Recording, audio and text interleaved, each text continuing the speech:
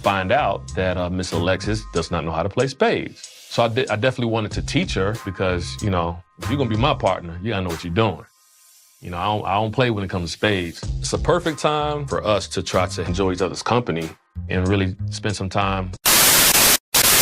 Hey guys, and welcome to Little Black Book. You already know what time it is. We're going to be giving you guys a talk around Alexis and Brent. If you're new to the channel, make sure you like, share, subscribe. For those who are returnees, you ain't got the minerals, baby. Listen, agege, are you mad, you're lean? If you can't handle the heat in the kitchen, get out. If you can't handle the heat in the kitchen, get out, baby. For those who are returnees, you ain't got the minerals, baby. You ain't got the minerals. Listen, let's talk about it. So Alexis and Brent, where do they come from? I freaking don't know.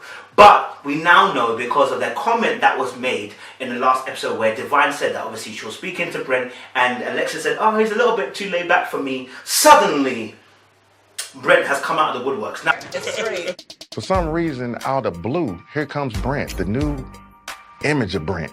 And all of a sudden, you trying to step up to the plate? Like, where did that come from? There's important quotes that were made earlier on in the series. Brent made one of them, which was saying, when they were trying on the perfumes and stuff, saying that, you know what, he'd waited for all the guests to kind of go past and do their thing, and then he made his approach, right? So Brent has a more laid-back personnel when it comes to dealing with the females. What was interesting is the fact that, you know, he was on the more, since Divine's date, he's been on the attack, yeah? He's been on the forward front. But what I loved about Brent, and some of you guys were cussing, saying, no, Brent probably gay or something like that, or da-da-da-da-da, and just murking him. One thing I loved about Brent is the honesty. You see, the moment he said, listen, he sat Divine down. Look, it was funny because he was sat on this chair and Divine was sat on the bed, and there was so much distance between them. There's so much distance between them, which was actually going to be a representation of what was going to happen. But, you know, he asked her how she's feeling at the moment, and I said, that's what I want to talk to you about. Look, I think I want to pursue the Alexis connection more, right? And once he did that, now he can do that because it's late in the game, and if he makes it, he makes it. If he doesn't, he doesn't. You've got to shoot. It's like the last buzzer. It's like almost like close to the last buzzer. Shoot it or don't shoot it. Like I got to shoot it because it's the last buzzer. Try my luck. But you know, I rate the honesty still because he could have still played around and kept it going. But he's decided that he's going to pursue that particular connection ahead of time. Divine couldn't say anything because she was never pursuing Brent in the first place. And I think also because they've got a good friendship. I think they have. I think they played around the last episode. Then it got a little bit freaky, and that's where it ended. Do you get me? So Divine never had a leg to stand on. Anyway, she can't get vexed. What was interesting was the fact that obviously when when Brent obviously then speaks to Alexis, you see that they also had their little kiss more than once. So already he's up the tempo because London hasn't even kissed Alexis yet. I don't think. I can't remember them kissing on lips. I don't remember that. So Brent has turned it up a notch. Do you know what I mean? He's turned it up a notch. So that was interesting. What was interesting was that that obviously we get to see them at the table, and they're talking about spades. She says obviously has a nice play spades, etc. So I'm gonna pick up from there. One thing I saw was obviously Brent's energy is completely shifted. It's changed. He's more positive, more on the forefront. I think he even makes a little joke up. Opening up, I had my guard up as well. I can definitely see that. I did. I had it up. Yeah. Didn't know what helped you bring your guard down? Reality check. Like if you don't throw yourself out there, you could miss out on a good thing. Right. So I found a chink in your armor. About the fact that you know, about he makes a little flirty kind of joke on the table or whatever. Then obviously as well, what was interesting was that he's talking about spades and they're talking about that and how he wants to teach her how to play spades. And I realized something, that when men put themselves in the place of teaching mode, yeah, they have to become more attractive. Do you know why? Because they're in a place of power. Just saying. I remember a very funny thing. One girl said to me, when I was doing a play back in the day, and she said, you know what, you just became more attractive when I saw you on the stage. I was like, what? Yeah, like, because you're the lead role, in it. And I didn't deep at the time what she meant. And I started to have to think about it, and I realized, okay, it makes sense. When someone is of prominence, right, we end up feeling more attracted to them. When someone is in a teaching role, we end up being more attracted to them because they've put themselves onto a pedestal. To teach means to be able to dispel information and be able to let the person learn as well. Do you get it? That person can become more attractive. It's not everybody that becomes more attractive, but they can become more attractive when the thing that they're teaching you, you're interested in. I keep telling you, it's about your world. Whatever you subscribe to, that's your world. Do you get it?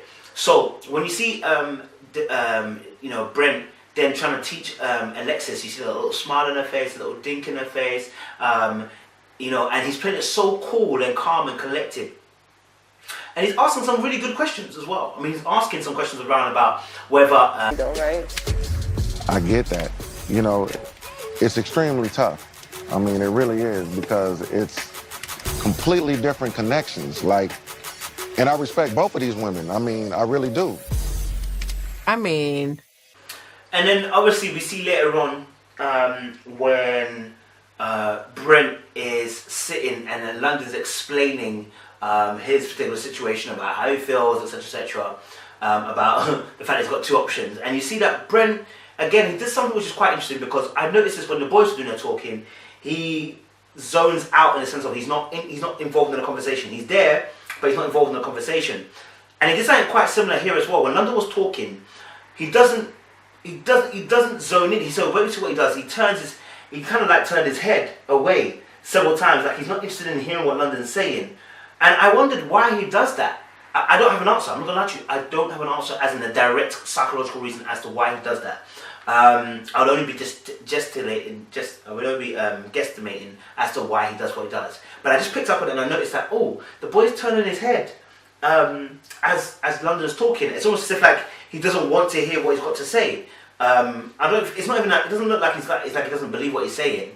It's just like almost, I don't know how to explain it. He's turned his head, and you see that Alexis also feeling a certain way. She's like making faces,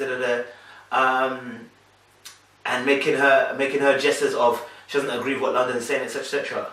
But I wasn't sure why he was doing that, Brent. And then obviously he suggests to have a conversation with Alexis, or says that do you want to go? And she says yeah, cool.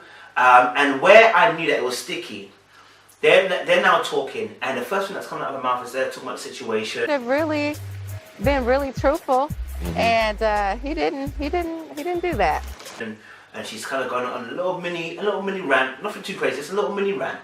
And then London says, "Okay, I'm out," and then he follows them out to where they were.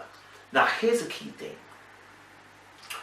and I'm sure Brent was aware because we've seen a cutscene for next episode. Brent says his second option. The moment London says, "Alexis, can we talk?" I'll let you real quick. Yes. So I see Brent, but I'm like, where did he come from? I'm like, is this your bodyguard? Is this your poodle? And Alexis says, "Yes, we can talk." You must know at that point, your beef isn't with London. Your beef is with Alexis. Alexis should be shutting him down, saying, "Listen, I don't want to talk. I'm here with Brent." That would have given him the assurance that he needed, but she said, "Yes, we can talk."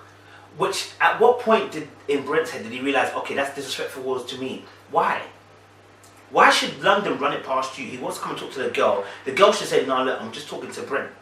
When Brent said originally that he didn't like the situation, Alexis could have backed up then and said, "Listen, no, do you know what? Brent's actually right. You know what? We'll talk. Maybe we should talk a little bit later on, but me and him are talking right now." She didn't defend him from wait. So actually, Brent stuck his neck on the line for a girl who's not going to do the same thing. He stuck his neck on the line for a girl who doesn't feel him the same way. Actually, he should have stuck with Divine. For you, but let's just be real. I'm in second place. And that was interesting for me. What I noticed also as well, because of the boys' chat and this one here with London, is that because he's staying quiet, he's obviously observing. And that's what contributes to him being a deep thinker and a deep kind of critical analyzer. Him being quiet allows him to observe what's going on around him and what's being said and weigh it up and then begin to make moves. So that's a very critical, important skill to have, because there are so many things that happen when it comes to obviously dating and being able to kind of, I guess, see where things are going progressively with somebody else, or see someone else's one where they're going, and you can analyze it and go, do you know what, fam? That's certain behavior I don't like. Do like this is what this means. This is what this means. Puts you in a very powerful position. So I felt like Brent obviously, took a risk on following Alexis. I want to focus on Alexis at this point. This is the path that I'm going to go. Right. I think that we'll all be happy in the end. That's what I'm hoping. Yeah. I've always applauded you on how you moved throughout this journey. But I think that you're not playing games with anybody. And I really want you to be happy. And dumping Divine, he didn't need to. He could have said, listen, Divine, I'm going to lie to you. I'm talking to you, I'm talking to Alexis, I'm just kind of seeing where it's going. And Divine would have had to said, yeah, it's cool. Because at the end of the day, Divine can't chat because she's been talking to someone else. But he was honest, he was open about it. He said obviously how he felt and said obviously, look, I want to kind of pursue that a little bit more. And for that, you have to commend him. You have to say, well done to Brent. And say, honest Brent, it's an amazing thing. So yeah, guys, make sure you like, share, subscribe. Let us know. I know it's a bit of a short one, but let us know your thoughts down below. What did you think of the Brent and Alexis situation? What did you think of Brent's 0 to 100 with London? Was it correct? Was it right thing to do? Do you agree with me and say obviously there was no need for him to get irate with the Alexis thing when London came over? Let us know down below. Make sure you like, share, subscribe for those who are new to the channel. Make sure those who are returnees,